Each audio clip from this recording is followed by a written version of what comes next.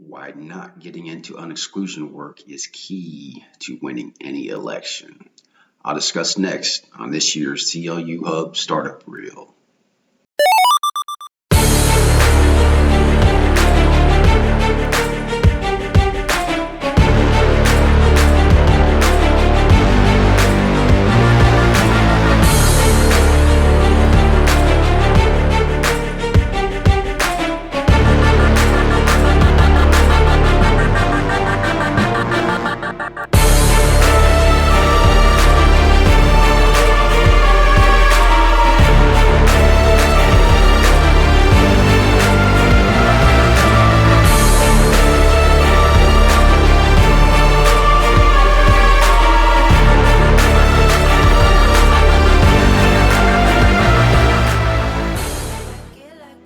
Hi there, I'm Aaron Wimple, and welcome to Why Not Getting Into the Unexclusion Work Might Be Important If You Ever Want to Win an Election.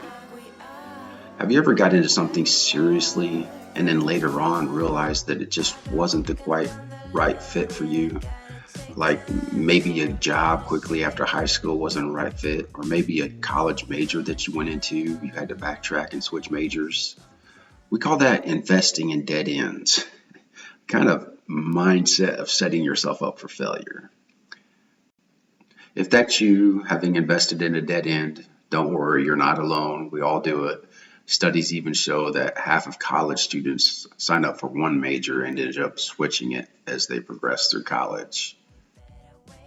You might want to check out 1-800-NEWFREE.com or fastfile.fun if you'd like to know more about the unexclusion work or undivorced industry.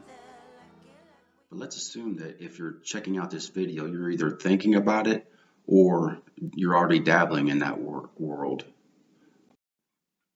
of family undisconnectivity trades. And as an unexclusion or connection keeping specialist for some of the world's blessed families in the past 10 years, and having worked with thousands of connection keeping talent, there are a few patterns that I've noticed along the way, and also a few pitfalls that we've noticed that you want to be aware of. Where if you're either looking to get into this work or you've already started up a little bit yourself, it'll help you understand and de-risk that path ahead of times. Because when our experiences don't align with reality, or we go into something thinking one thing and ends up being something else, we always set ourselves up for a letdown. We invest in those dead ends. So let's think about the things you need to know to consider before getting into the unexclusion work. And then just a quick caveat, this unexclusion work is also known as the undivorced industry, or fast file brokering, or child safety file agency, or 360-degree solutions, particularly in the high conflict divorce worlds or adversarial debate systems. The first thing is, a lot of people think that the unexclusion work is some kind of token work, like just doing it is some kind of magical reward in society or in your finances or in your own emotional state. And in some cases, I guess it is a little bit. That case could be made between a child and a separated parent who don't have access. It is obviously a token from one or both perspectives. So it's an element of filling that need for both parties. But keep this in mind, there's far more work involved with the unexclusion work than actually having just a token to fill in those gaps. Unexclusion workers always work from within themselves first, from within their homes, and their efforts are not always allotted for. There's never anything to really show value to that work they're doing themselves, except what they do for themselves. Occasionally, it may lead to like recognition at events or some outside kudos or an interview for the CLU Show podcast or something like that. But for the most part, a token or politicizing is not the life we live. Unexcluding or undivorcing is a lot of work ultimately and very little to show for it. Second is that it really takes a special type of person, someone with a special mindset who's has a high tolerance for stress or is okay with de-risking mitigating or unmitigatable situations, things that just conflict each other. We call it investing in open ends mentally. When you're okay with seeing achievements outside of those obstacles or around those obstacles. And I say it's like investing in open ends because I've had a lot of those dead end situations, but it helped myself and other people know the advantage that life goes on past those dead end spots.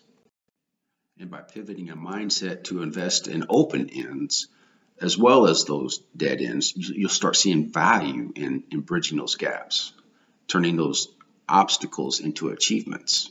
And you have that mindset that you're in it for the long haul. You're thinking forward. You're thinking about this past this momentary obstacle. But then again, not everyone can do that. It takes a self-starter, someone who's self-motivated, self-resilient, who's in it for their own personal family, not for the outside attention. And then third, this is really requires someone who is that self-resilient person who doesn't need any outside influence to do what's right by their children. That's the third and most important thing. You're doing what's right by God and by your children.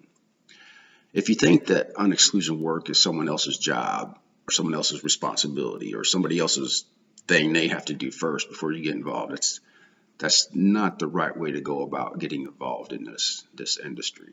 Because in the end, the file ends with you. So the file ends with you. Is it a fun thing to do? Funner than winning an election? Yes. Is it rewarding? Absolutely. Beyond your wildest dreams. Kids will remember this forever.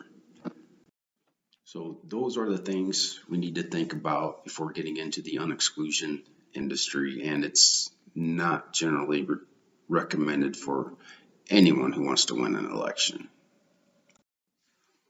Think of this work as your home for newness. Is it easy or just something you're going to do as a hobby? No, it's not easy, and it's more than a hobby, but it's worthwhile. Think of this as work for newness for your home, for your life. So the takeaway is don't invest the time and effort that's required in reversing these hollow spots in this undivorced industry if you ever plan on running for an election and winning an election. When it comes to thinking about how we can serve God and our families, or how we can use our gifts and our passions to serve, most Christians just don't know what to think. So the good news, besides Jesus, is that the Bible actually has a lot of things to say about how we can mix our personal passions with our families and serving Him. It has a lot to say about our calling as being good stewards. Much more than just saying how we can be a better employee at work or much better student at school. The parables that Jesus taught revolve about His contacts and His close relationships with those close to Him.